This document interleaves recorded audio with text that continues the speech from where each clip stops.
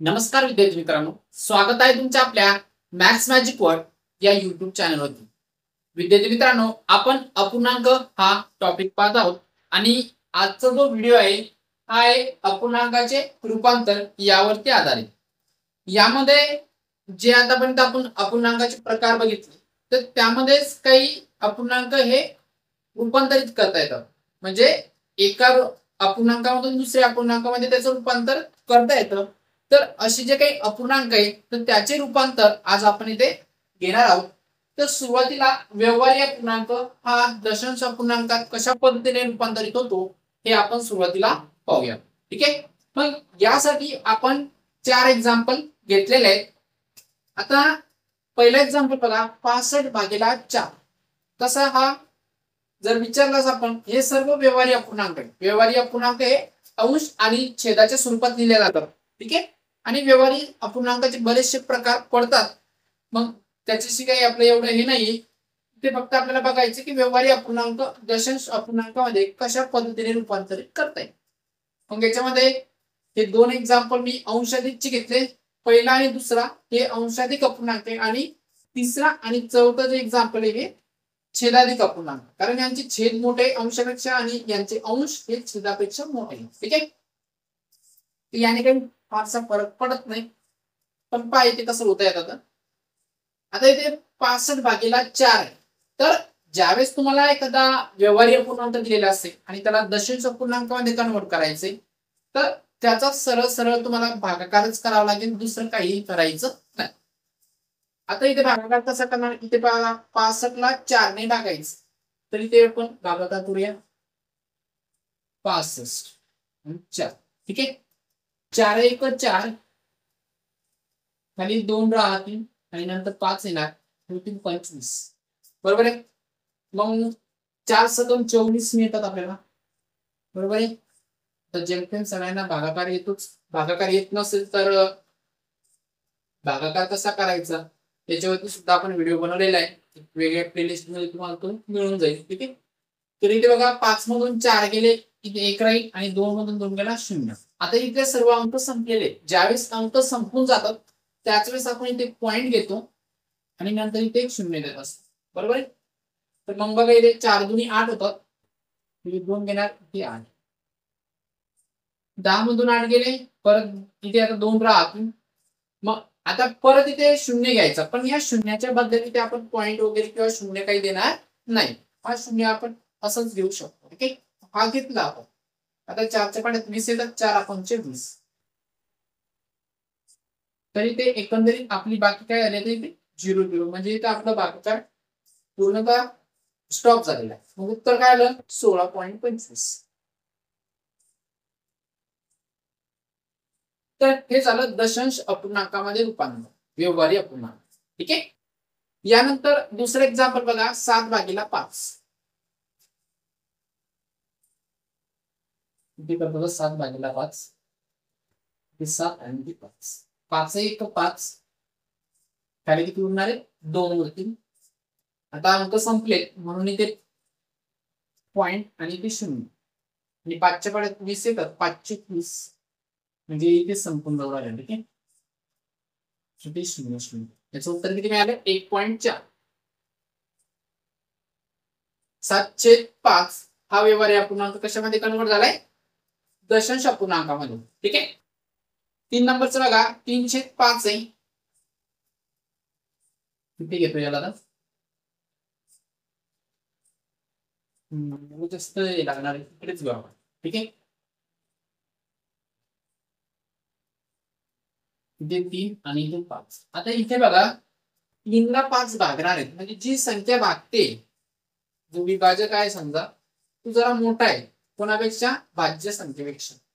मग अशा वेळेस काय होतं, ज्यावेळेस जेमतेम एक गोष्ट लक्षात येते आपल्या की ज्यावेळेस अंशाधिक अपूर्णांक असतील, काय अंशाधिक अपूर्णांक असतील तर त्यांचं जे दशांश अपूर्णांक जे रूप मिळणार आहे आपल्याला, हे दशांश चिन्हा अगोदर कुठली तरी एखादी संख्या असणार. बरोबर आहे. पण ज्यावेळेस छेदाधिक अपूर्णांक असतील त्यावेळेस मात्र पॉइंटच्या अगोदर 0च असणार, हे कन्फर्म असणार. तिथे 0 पॉइंट समथिंग काहीतरी आन्सर या पद्धतीने तुम्हाला मिळणार. कारण काय होतंय इथला छेद हा अंशापेक्षा मोठा असतो, त्याच्यामुळे हे होते. तरी ते बघा 5 ने 3 ला भाग जात नाही, आपण मग पहिला भाग 0 ने देत असतो बरोबर. असं 0 ने दिल्यानंतर काय होणार आहे, इथे 3 राहणार. चल आता याला भाग देऊन झाला. ज्यावेळेस सर्व अंकांना भाग देऊन होतो त्याच नंतर आपण पॉईंट देऊ शकतो, डायरेक्ट आपल्याला पॉईंट घेता येत नाही. ठीक आहे, मग आता इथे मी पॉईंट घेणार. पॉईंटच्या बदल्यात इथे 0 घ्यावं लागेल बरोबर आहे. 5च्या पाड्यात 30 आहे तर 5 × 30 किती झाले, 30. हे झाले 0 0. तुम्ही स्टॉप झालं, त्याचं उत्तर किती मिळालं आपल्याला, 0.6. तर हा जो व्यवहार्य पूर्णांक होता हा दशांश अपूर्णांकामध्ये कन्वर्ट झालेला आहे. यानंतर शेवटचं बघा 1/3. 1 ला 3 ने भागायचं. इथे 1 आणि इथे 3. याचा पण 0 पॉईंट काहीतरी उत्तर येणार. पहिले 0 ने भाग द्यावा लागेल लहान असल्यामुळे. 0 1 0 खाली 1 उरेल. आता इथे अंक संपले, मग आता तुम्ही पॉईंट घेऊ शकता. पॉईंट घेतला इथे आणि इथे 1 0 दिला. परत 3 त्रिक 9, इथे 9 येतील आणि खाली किती उरणार 1. आता मी 1 0 घेणार, परत 3 चा पाडा 3 पर्यंत होणार आहे. 3 त्रिक 9,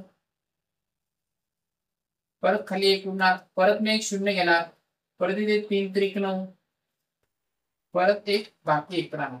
तर हे असंच चालू राहणार आहे, हे असंच चालू राहणार आहे. आता बाकीचे एक्झाम्पल पाहिले, इथे स्टॉप होऊन गेलं, इथे पण झालं, इथे पण झालं, पण इथे होत नाही. मग आता काय होणार आहे, याचा जो दशांश अपूर्णांक असेल तो या पद्धतीने दिसेल, 0.333 आणि डॉट डॉट डॉट. म्हणजे याचा अर्थ काय की इकडे अजून 3 3 चालूच आहे, ते बंद होणारच नाहीये. ठीक आहे, ते मर्यादित नाही, ते मर्यादित नाही. इकडे उत्तर काय मिळणार आहे तुम्हाला, तर यालाच तुम्ही 0.3 त्याच्या डोक्यावरती बार द्यायचा आहे, आडवी रेषा. का, कारण पॉइंट नंतर एखादा अंक असेल किंवा एखादी संख्या जर परत परत रिपीट होत असेल, तर ती एवढी संख्या किंवा तेवढा अंक लिहून त्याच्या डोक्यावरती जर बार दिला, त्याचा अर्थ असा होतो की तो अंक किंवा संख्या रिपीट होते. म्हणजे मला हे सर्व लिहिण्याची गरज पडत नाही, तरी बघा 0.3 बार लिहिलेले. तर मग अशा पद्धतीने हे राईट करण्याची गरज नाही. ठीक आहे, तर अशा पद्धतीने आपल्याला हे जे व्यवहार्य अपूर्णांक दिले होते, आपण ते सहजरित्या भागाकार करून दशांश अपूर्णांकामध्ये त्यांचं रूपांतरित केलेलं आहे. ठीक आहे, आता यानंतर आहे याच्या उलटात इथं बघितलं आपण की व्यवहार्य अपूर्णांकाचं रूपांतर आपण दशांश अपूर्णांकामध्ये केलं. आता उलट करायचं आपल्याला, दशांश अपूर्णांकाचं रूपांतर हे व्यवहार्य अपूर्णांकात कसं करता येईल, म्हणजे परत त्याला व्यवहार्य अपूर्णांकामध्ये कन्वर्ट करायचं. ठीक आहे, आता या उलट आपण काय करणार आहोत, दशांश अपूर्णांकाचं रूपांतर व्यवहार्य अपूर्णांकामध्ये करणार आहे. इथे बघा हा बाण आपण आता उलट दाखवलेला, म्हणजे काय करणार आपण आता दशांश अपूर्णांकाला व्यवहार्य अपूर्णांकामध्ये कन्वर्ट करणार. तर हे जे अगोदरचे हे आपण जसं आहे तसंच ठेवलंय, कारण हेच एक्झाम्पल आपण इथे घेणार आहे, म्हणजे जेणेकरून तुम्हाला समजायला अजून सोपं होईल. ठीक आहे, तर यामध्ये बघा आता 16.25, 1.4, 0.6 आणि 0.3 बार हे सर्व काही दशांश अपूर्णांक आहेत. या दशांश अपूर्णांकांना आपण परत व्यवहारीमध्ये बघा कसं कन्वर्ट करतोय, आणि तुम्हाला सेम असेच नंबर इथे मिळाला पाहिजे. ठीक आहे, पण आता इथे प्रॉब्लेम असा आहे, हा जो शेवटचा दशांश अपूर्णांक आहे 0.3 बार, जर समजा पॉइंट नंतर काही अंक बऱ्याच वेळेस रिपीट झालेले असतील, तर अशा दशांश अपूर्णांकांना व्यवहारीमध्ये कन्वर्ट करण्याला थोडा प्रॉब्लेम येतो. ठीक आहे, आणि जे समजा एक विशिष्ट अंक किंवा संख्या रिपीट होत असतील या पद्धतीचे जर असेल, यांना आपण सहज कन्वर्ट करू शकतो. आता यांना कसं कन्वर्ट करायचं याविषयीची संपूर्ण माहिती आपण डिटेलमध्ये ज्यावेळेस डेसिमल हा पार्ट चालू होईल अपूर्णांकामधला, ठीक आहे, तर त्याच वेळेस आपण इथे पाहूया. पण सध्या तरी हे जे 3 टाईपचे एक्झाम्पल आहे यासाठीच आपण फक्त हे रूपांतर बघूया. म्हणजेच कशासाठी की पॉइंट नंतर काही लिमिटेड अंक असतील, दोन कम से कम 3 4 5 या पद्धतीने जर अंक असतील, मग त्या संख्या दशांश अपूर्णांकामध्ये कशा पद्धतीने कन्वर्ट करायच्या ते इथे आपण पाहणार आहोत. शक्यतो एक्झाम मध्ये जास्त मोठ्या संख्या येत नाही, पॉइंट नंतर जास्तीत जास्त 4 ते 5 अंक असू शकतात, जास्त पण राहत नाही, त्यांना तुम्ही इझिली कन्वर्ट करू शकता. ठीक आहे. हे जर 4 नंबरचं एक्झाम्पल आहे, हे आपण नंतर ज्यावेळेस दशांश अपूर्णांक यामधला पार्ट ज्यावेळेस स्टार्ट होईल त्यावेळेस आपण डिटेलमध्ये पाहूया. तर पाहिजे सुरुवातीला आपल्या हे काय 16.25 हा दशांश अपूर्णांक आहे, बरोबर आहे. आता करायचं काय तुम्हाला, ही संख्या जशीच्या तशी लिहून घ्यायची. 16.25 लिहून घेतली, ही कुठे ठेवायची, अंशामध्ये. कुठे असणार आहे, अंशामध्ये. छेदामध्ये 1 लिहून घ्यायचा, 1 लिहिला, बरोबर आहे. आता इथे बघा, इथे बघायचं या संख्येमध्ये पॉइंट केव्हा आलेला आहे, तर इथे बघा 1 2 दोन अंक सोडून पॉइंट आलेला आहे. किती अंक सोडून, मग जेवढे अंक सोडून पॉइंट आलेला असेल तेवढे शून्य तुम्हाला या 1 वरती ठेवायचे छेदामधला. ठीक आहे, 1 2. ठीक आहे, झालं काम. आता यानंतर काय करायचं तुम्हाला, या ज्या दोन्ही संख्या या दोनही संख्यांना निशेष भाग द्या, म्हणजे यांना संक्षिप्त रूप द्यायचे, कारण संक्षिप्त रूप जातेच, बरोबर आहे. जर संक्षिप्त रूप जात असेल तर त्याला संक्षिप्त रूप द्या. आता इथे बघा 16.25 म्हणजे 1625 आणि छेदामध्ये 100 आहे. या दोनही संख्यांना 5 नेही निशेष भाग जातो आणि 25 ने सुद्धा जातो. तुम्ही कसोट्या बघितल्या नसेल तर कसोट्या बघून घ्या. कसोट्यामध्ये आपण 5 ची कसोटी घेतली आणि 25 ची सुद्धा कसोटी घेतली. तर 25 ची कसोटीनुसार जर गेलं तर शेवटी या दोन जी संख्या आहे, शेवटीचे 2 अंक आहे ते 25 दिसत आहे आपल्याला, बरोबर आहे. म्हणून या संख्येला 25 ने निश्चित भाग होतो आणि ते शेवटी 2 शून्य म्हणजे याला सुद्धा 25 ने भाग जातो. ठीक आहे, मग याला जर आपण 25 ने जर भाग दिला तर इथे बघा 1625 याला जर द्यायचं म्हटलं असतं ते बघा 25 162 आहे ना, मग 25 साती सॉरी 25 7 150 होते. 25 7 150 इथे 0 ते 2 राहणार आहे, इथे 1 आणि हा 5 खाली आणि 25 5 125 होता. ठीक, तर याचं उत्तर किती मिळते आपल्याला, 65 मिळते. म्हणजे एकंदरीत काय 25 ने जर याला भागलं तिथे 65 मिळेल आणि इथे जर भागलं तिथे 4 मिळणार, बरोबर आहे. म्हणजे एकंदरीत अपूर्णांक किती मिळाला, 65/4. आता यानंतर कुठलीही संख्या मिळत नाही की त्या संख्येने दोघांना संक्षिप्त रूप जाईल. ठीक आहे, तुम्ही ते स्टॉप होऊन जाणार. तर पाहिजे हा जो दशांश अपूर्णांक होता 16.25 तर याला आपण व्यवहारीमध्ये कन्वर्ट केलं, काय मिळालं 65/4. बघा जो होता तोच मिळाला नाही. ठीक आहे, हे तुम्हाला कन्फर्म होण्यासाठी व्हेरीफाय करण्यासाठी आपण ही असंच ठेवलं. काय केलं होतं आपण सुरुवातीला, ही जी संख्या आहे याच्यामधला पॉइंट काढून घ्यायचा, ती जशी तशी लिहून घ्यायची, ती अंशात आहे असं समजून चालायचं आणि छेदामध्ये 1 लिहून घ्यायचं आणि 1 वर किती शून्य द्यायचे, जेवढे अंक सोडून पॉइंट असेल तेवढे शून्य द्यायचे आणि त्याला नंतर संक्षिप्त द्यायचं. यानंतर बघा 1.4 आहे. ठीक आहे, याच्यामधला पॉइंट जर काढला तर 14 दिसतील आणि 14 इथे लिहून घेऊयात आपण आणि छेदामध्ये 1 लिहून घ्या. ठीक आहे, पॉइंट केव्हा आलेला आहे, 1 अंक सोडून, म्हणजेच इथे तुम्हाला एकच शून्य द्यायचा आहे कारण 1 अंक सोडूनच पॉइंट आलेला आहे. आणि इथे बघा 14/10 हा व्यवहारी अपूर्णांक दिसतोय, बरोबर आहे. आता तुम्ही यालाही व्यवहारी अपूर्णांक म्हणू शकता, काही प्रॉब्लेम नाही, ते स्टॉप करू शकता. पण आपल्याला काय पाहिजे, आपला जो व्यवहारी अपूर्णांक आहे तोच येतोय का ते आपल्याला चेक करायचं, बरोबर आहे. मग याला संक्षिप्त रूप जाते का पहा, 14 आणि 10 ला 2 या संख्येने निशेष भाग जातोय, बरोबर आहे. मग बे साठी 14 आणि बे पंच 10 काय मिळतोय आपला हा अपूर्णांक 7/5. बघा आपला जो अपूर्णांक होता 7/5 तोच अपूर्णांक आपल्याला परत मिळतोय. म्हणजे दशांश अपूर्णांकाचे रूपांतर कशात झालंय, व्यवहारी अपूर्णांकामध्ये. ठीक आहे, आता एक 3 नंबरचं. ठीक आहे, 0.6 याच्यामधला पॉइंट जर काढला तर तुम्हाला 0.6 दिसेल आणि 0.6 म्हणजे किती 6 असतात, तिथे किती लिहिणार आपण 6 आणि छेदामध्ये 1 लिहायचं आहे आणि ते पॉइंट केव्हा आलेला आहे, 1 अंक सोडून पॉइंट आलेला आहे म्हणजे ते तुम्ही एकच शून्य देणार 1 वरती 6/10 हा व्यवहारी अपूर्णांक निघतोय. याला संक्षिप्त रूप आपल्याला देता येते 2 ने, 6 आणि 2×10 काय मिळते ते 305 आहे का आपला तोच पूर्णांक व्यवहार्य अपूर्णांक, तोच व्यवहार्य अपूर्णांक आपल्याला परत मिळतो. आता हा जो शेवटचा आहे हा शेवटचा आपण इथे घेणार नाही. ठीक आहे, याला थोडं वेगळ्या पद्धतीने सोडवावं लागतं. तर ज्यावेळेस आपला दशांश अपूर्णांक हा टॉपिक चालू होईल त्यावेळेस त्याला आपण डिटेलमध्ये घेणार आहे. पण जेणेकरून कमीत कमी हे लक्षात ठेवा, पॉईंट नंतर कमीत कमी 3, 4, 5 एवढे जेवढे काही अंक असतील त्यांना तुम्ही सहज संक्षिप्त रूप देऊन तो व्यवहार्य अपूर्णांक परत मिळवू शकता. ठीक आहे, आता यानंतर एक दुसरं रूपांतर पाहूया. आता यानंतर बघूया अंशाधिक अपूर्णांकाचे रूपांतर पूर्णांकयुक्त अपूर्णांकामध्ये. कदाचित असं सुद्धा म्हणता येऊ शकतं व्यवहार्य अपूर्णांकाचे रूपांतर पूर्णांकयुक्त अपूर्णांकामध्ये. का? कारण अंशाधिक अपूर्णांक हा व्यवहार्य अपूर्णांकाचाच प्रकार आहे. ठीक आहे, तर असं काही म्हटलं असेल तर कन्फ्युज व्हायचं नाही.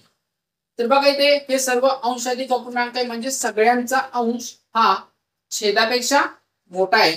तर मग बघा अंशाधिक अपूर्णांकाला पूर्णांकयुक्त अपूर्णांकात कशा पद्धतीने कन्वर्ट करतात, यासाठी सुद्धा तुम्हाला इथे भागाकारच करायचं. ठीक आहे, मग 35 ला 4 ने भागूया अगोदर.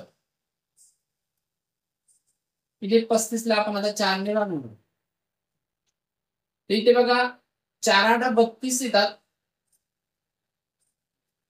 0 आणि 5 मधून 2 गेल्यावर 3. आता अगोदर काय करायचं आपण, जो व्यवहार्य अपूर्णांक होता त्याला दशांश मध्ये कन्वर्ट करताना आपण इथे पॉइंट घेत होतो पूर्ण भागाकार जात नसेल तर, पण इथे तसं करायचं नाही. एकदा सर्व अंक संपले की स्टॉप करून टाकायचं.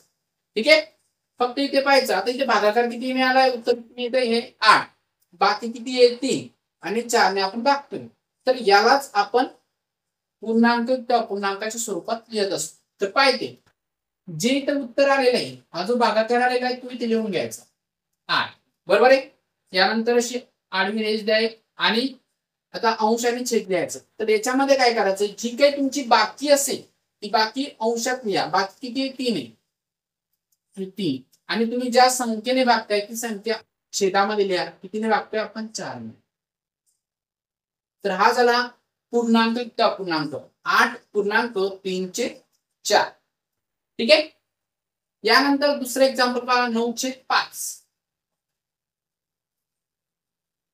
9/5 9 ला 5 ने भागायचं. तर इथे बघा 5 1 5 आणि इथे किती होणार आहे 4. इथे पण पूर्ण भाग जात नाही, ते स्टॉप करून टाकायचं आता, बरोबर आहे. मग इथे पण बघा भागाकार किती आलेला आहे 1 आलेला आहे, तो 1 इथे लिहून घ्या. एक रेषा ओढली वाढली. वरती काय घ्यायचं तुम्हाला बाकी, बाकी किती आपली 4 किती लिहून घ्या. आणि ज्या संख्येने भागतात ती संख्या कुठे असणार आहे आपली छेदामध्ये. तर किती असेल 5. जो छेद असतो आपला तोच छेद इथे येतो. बघा इथे पण तोच छेद आहे आणि इथे सुद्धा छेद तोच आहे. फक्त इथे अंश आणि इथे अंश चेंज होणार आहे आणि इथे एक संख्या येणार. ठीक आहे, यानंतर 25 ला 12 ने भागायचे. 25 आणि हे 12, इथे 12 दुनी 24 होतात, बरोबर आहे. 12 दुनी 24, 0 आणि 1. तर इथे बघा भागाकार 2 आलेला आहे, बाकी 1 आहे आणि भागतोय कितीने आपण 12 ने.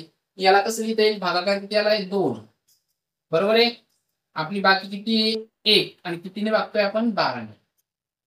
काय मिळाला पूर्णांक 2.1/12. एक शेवटचं एक्झाम्पल 59/18. 59/18 18 का 18 18 36 आणि 18 54 होतात बघा. 9 मधून 4 गेले 5, 5 मधून 5 गेले 0. किती होत आहेत बाकी 5, भागाकाराला 3, भागाकार लिहून घेऊ ते 3, बाकी आपली 5 आहे आणि कितीने भागतोय 18. तर काय मिळाला पूर्णांक 3.5/18. तर या पद्धतीने तुम्हाला जो अंशाधिक अपूर्णांक दिलेला असेल किंवा त्याला फक्त अंशाधिक व्यवहार्य अपूर्णांक जरी म्हटलेला असेल तरी चालेल, काही हरकत नाही. तर त्याला असा भागाकार करायचा आणि त्यानंतर तुम्ही त्याला पूर्णांकयुक्त अपूर्णांकामध्ये लिहू शकता. एक गोष्ट लक्षात ठेवा, जो अंशाधिक अपूर्णांक असतो त्यालाच आपण पूर्णांकयुक्त अपूर्णांक संख्येमध्ये कन्वर्ट करू शकतो. छेदाधिक अपूर्णांकाला कन्वर्ट करता येत नाही. लक्षात ठेवा, छेदाधिक अपूर्णांकाला कन्वर्ट करता येणार नाही. तो त्याला करताच येत नाही. तिथे अंशाधिक अपूर्णांक असेल तोच आपण पूर्णांकयुक्त अपूर्णांकामध्ये कन्वर्ट करू शकतो. आता याच्या उलट पूर्णांकयुक्त अपूर्णांकाला आता अंशाधिक मध्ये कसं कन्वर्ट करायचं, किंवा असंही म्हटलं जाऊ शकतं की पूर्णांकयुक्त अपूर्णांकाचं कन्वर्जन कशामध्ये, व्यवहारी अपूर्णांकामध्ये. का तर अंशाधिक अपूर्णांक हा व्यवहारी अपूर्णांकाचाच प्रकार आहे. ठीक आहे. आता यानंतर उलट घेऊया, पूर्णांकयुक्त अपूर्णांकाला अंशाधिक मध्ये कन्वर्ट करायचं. आता उलट, ठीक आहे, या पद्धतीने. तर उदाहरणे हेच असणार आहेत आपले. हेच आपल्याला पूर्णांकयुक्त अपूर्णांक अंशाधिक मध्ये कन्वर्ट करायची, जेणेकरून तुम्हाला समजायला सोपं होईल. ठीक आहे. आता ही जी संख्या आहे 8.3/4, याला तुम्ही कसं लिहू शकता. आता हे 8 ही पूर्ण संख्या आणि हा अपूर्णांक यांच्यामध्ये तुम्हाला अधिक घ्यायचं. काय घ्यायचंय, अधिक. नेहमीसाठी अधिकच घ्यायचं तुम्हाला, जर तुम्हाला अंशाधिक मध्ये किंवा व्यवहारी अपूर्णांकामध्ये कन्वर्ट करायचं असेल तेव्हा. तर पाहिजे 8+3/4 या पद्धतीने त्याला लिहिले आहे. बरोबर आहे. यानंतर तुम्हाला काय करायचंय, याला सोडवायचं कसं, आता छेद आणि ही संख्या यांचा गुणाकार करायचा. बरोबर आहे. 8×32 नंतर काय, हे अधिक किती लिहायचं आणि हे अंशातील. ही पूर्ण संख्या अंशामध्ये असायला पाहिजे आणि छेदामध्ये कोण, 4. ठीक आहे. पुढे बघा, 32 आणि 3 किती होतात, 35. 35/4. तर हा मिळाला आपल्याला व्यवहारी अपूर्णांक. आणि हा व्यवहारी अपूर्णांक कुठला आहे, अंशाधिक अपूर्णांक. तर बघा इथे हा पूर्णांकयुक्त अपूर्णांक तो कशामध्ये कन्वर्ट झालाय, व्यवहारी अपूर्णांकामध्ये, म्हणजेच अंशाधिक अपूर्णांकामध्ये कन्वर्ट झालेला आहे. तर बघा, सुरुवातीला जो अंशाधिक अपूर्णांक घेतला होता 35/4, तोच आपल्याला परत मिळतो. ठीक आहे. सेम आता दुसरा एक्झाम्पल पाहूया. 1.4/5 आहे. बरोबर आहे. मग काय करणार, ही पूर्णांक संख्या आणि याच्यामध्ये अधिक घ्यायचं, नंतर हा पूर्णांक. बरोबर आहे. नंतर काय, हा या दोन संख्यांचा गुणाकार, छेदातील संख्या आणि ही संख्या. 1×5 5, नंतर काय अधिक आणि ही संख्या 4. छेदामध्ये कोण आहे, 5.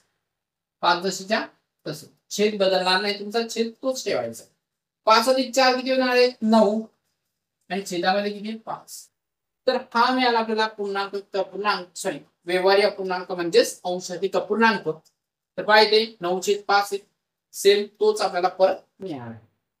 यानंतर हे एक्झाम्पल घ्या, 2.1/12.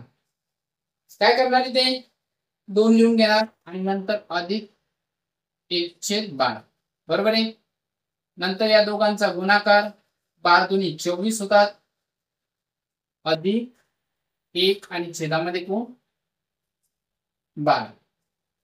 24 + 1 = 25. 25/12 हा मिळाला मला अंशाधिक अपूर्णांक. आता शेवटचा, आता 3.5/18. काय करणार आहे ते, 3 + 5/18. 3 + 5/18. काय करायचंय, दोघांचा तिरपा गुणाकार करणार आपण. 18×3 = 54 अधिक 5 आणि छेदामध्ये 18. बरोबर आहे. 54 + 5 किती होतात, हे होतात 59 आणि छेदामध्ये 18. किती उत्तर मिळाले, 59/18 जे आहे तेच आपल्याला परत इथे मिळते.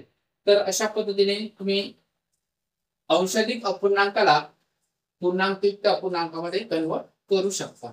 आता ज्या स्टेप घेतल्या आपण, एवढ्या स्टेप घेण्याची गरज नाही. तुमचं जर चांगली प्रॅक्टिस झाली, लगेच 12 दुनी 24, 24 अधिक 1 25, 25 12. चला 5 1 5, 5 आणि 4 9, 9 5, 4 8 32, 32 आणि 3 35, 35 4, 18 3 54, 54 आणि 5 59, 59 18.